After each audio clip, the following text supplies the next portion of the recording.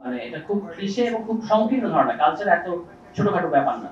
Culture মানে আমরা এমনকি কোন ভাবে রাজনীতি কল্পনা করতেছি, কি রাজনীতি বলতে কি বুঝি? যেমন একটা দলের কাছে মনে হয় যে নির্বাচন মানেই হচ্ছে গণতন্ত্র। তো এটা একটা আমাদের কালচার, আমাদের পলিটিক্যাল কালচার।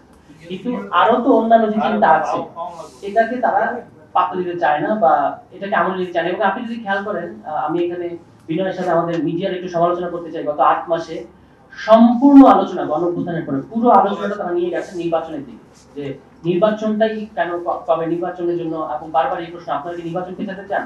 এখন আপনি যদি বাংলা রেকর্ডের মতো বলতেও থাকেন যে না না আমরা নির্বাচন পেছাতে চাই না, আমরা বলছি এই কাজগুলো করে আপনি নির্বাচনে যান, তবুও আপনাকে সন্দেহ করবে তারা। এরকম একটা পরিস্থিতির মধ্যে আছে। ফলে এই যে নির্বাচন কেন্দ্রিক একটা রাজনীতিকে নির্বাচনে সংকুচিত করা, গণতন্ত্রকে নির্বাচনে সংকুচিত করা, এটা আমাদের রাজনৈতিক সংস্কৃতির একটা বড় সমস্যা আর কি। এখান থেকে বের হওয়ার জন্যই আমাদের অনেকগুলো কথাবার্তা, এবং সেখানে আমাদের কিভাবে রাজনৈতিক দলগুলো সংস্কারের প্রশ্ন আসছে।